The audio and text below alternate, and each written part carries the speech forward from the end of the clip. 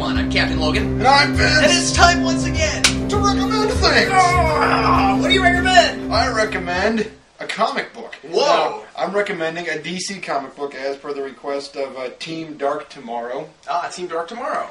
And, well, that's a YouTube page. I doubt that there's a whole group of people that do Team Dark Tomorrow. But there might be, I don't know. Actually, there might be. I think that guy made a video game. Oh, yeah. I think Team Dark Tomorrow, boy, I hope I'm not wrong about this, but I think that was the guy who made a Nightwing beat-em-up, and he posted it as a video response to the podcast I did with Sarah, and I saw the trailer for it. It looked pretty cool. Well, Team Dark Tomorrow. If so I'm there might wrong, be a I whole apologize. team. Yeah. I did look over his YouTube page a bit, and I was like, wait a second. I'm not sure this guy's a team. But then again... Well, anyway...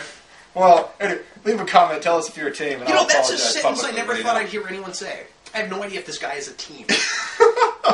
But he asked us if we would recommend some DC things. And I would, first of all, like to say that we have recommended some DC things. Batman, Child of Dreams, Space Ghost, Gotham City Sirens, The Question, Batman Confidential, all sorts of things. Would you have enough time on your hands that you could go back and look at all of our old recommend videos and find that out? It was pretty quick with the playlist feature. Oh, okay. So, I went, done. Okay. But what I'm recommending today is Swamp Thing. Some of the original stuff here, in fact, the original stuff here, in this particular Swamp Thing Dark Genesis trade. And trade's not actually in the title.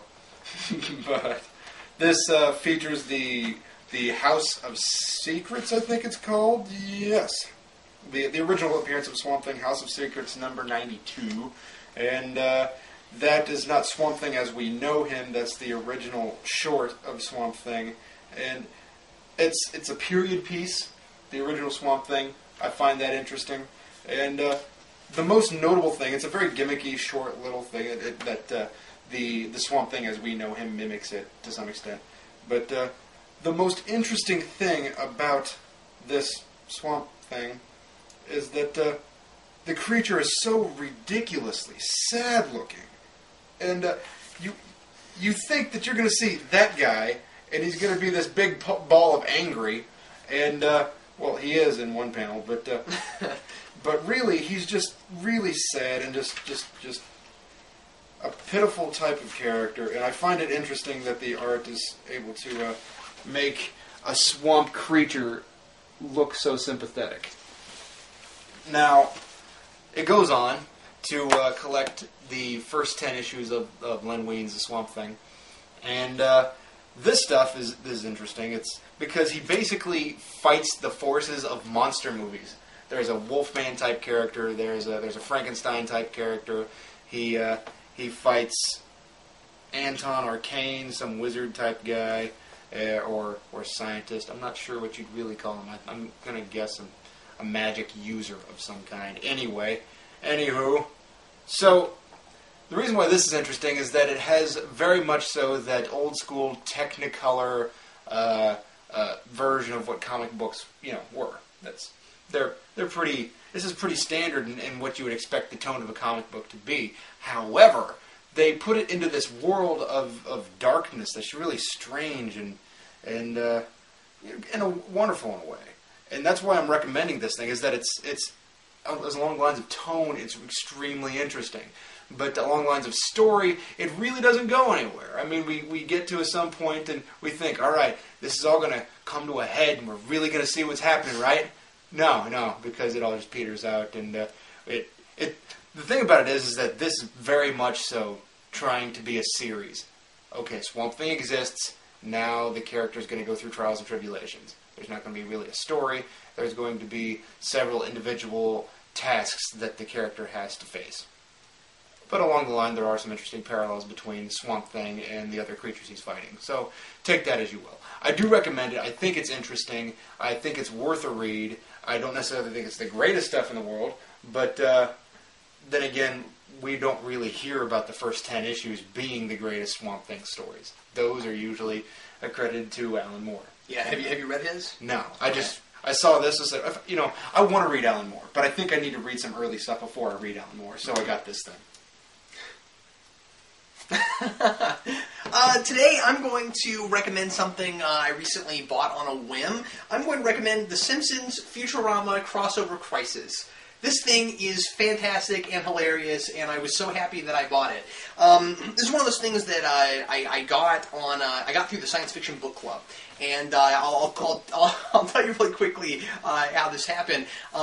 I have been a member of the Science Fiction Book Club for a year, and it's one of those things where I totally forgot to buy anything from them throughout the year. So I got the letter from them that said, you know, if you don't buy so many books, you're gonna be in trouble, and we're gonna have to just charge you $80. So I was like, let's see, $80 or buy 4 books. I guess I'm buying 4 books.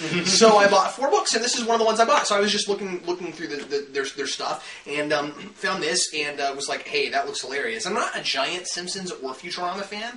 But I like Matt Groening, and he wrote all of this, so I thought I'll give it a try and get it.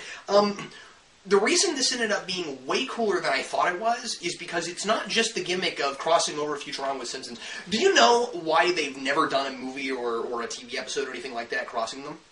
Because they took place in different time periods? Well, not just, but not just that. The real reason is because they kind of dug themselves in a hole in Futurama by talking about The Simpsons as if it were a TV show. And so what they do with this, and the way this works so well, is that this kind of like the Simpsons video game based on that was put out at the same time as the Simpsons movie. That thing was like parroting the video game platform, and this is parroting the comic book platform, the comic book genre. And so what they did is they have the evil brain. Do you remember the evil brain spawn in Futurama? Have you watched much Futurama? Yes. Remember the evil brain spawn? Well, the evil brain spawn show up in this, and they take all the main characters in Futurama and they throw them in a Simpsons comic book. And they talk about all the people in the Simpsons universe as fictional characters.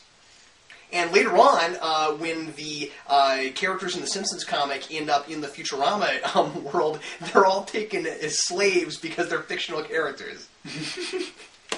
And they do all these really fun things that only a big comic book fan would really appreciate. And like when they first get sucked into it, when the brain spawn first sucked them into a comic book, they get sucked into an ad.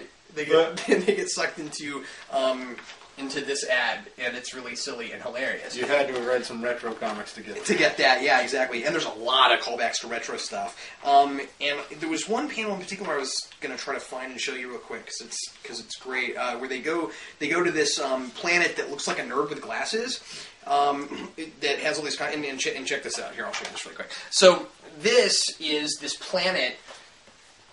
Where all the comics and the comic creators are, and it's got like Marvel and Pongo, and and see, there's Will Eisner and Jack Kirby and Stan Lee, and anyway, it's great. It's really funny to me that they made Scott McCloud look like his own drawings of himself. Yeah, yep. But anyway, so. I don't know. I don't want to give a ton of stuff away from this because it's just really, really hilarious gag after really hilarious gag. There is actually one other one I wanted to point out because it just cracks me up. There's this place where they, when the characters from The Simpsons finally wind up in the Futurama universe. And they're looking out over the city, and it's this giant 2-page spread, and one of them is like, you know, if this were a comic book, this would make for an amazing 2-page spread. It's really great. Anyway, so that's that, and this is a really amazing presentation. You get the first Simpsons comic that Bongo ever published.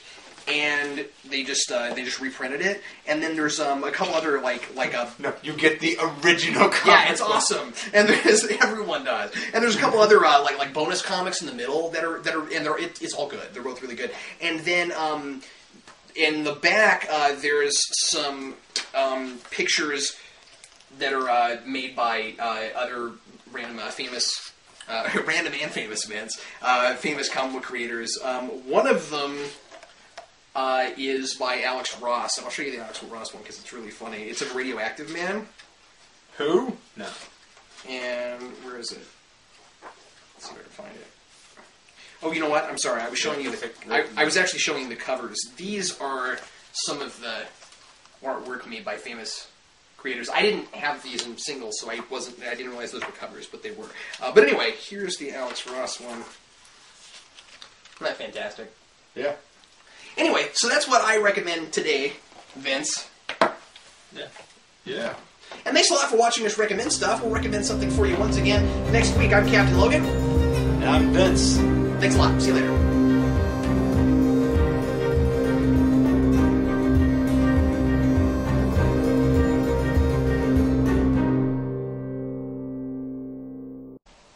Okay, Vince.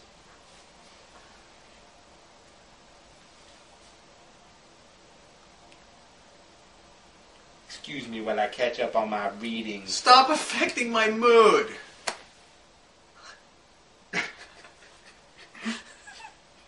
Ow, don't do that again. God, that too affects my mood. Makes me angry. That is actually my hurt shoulder, but that didn't hurt. Sorry.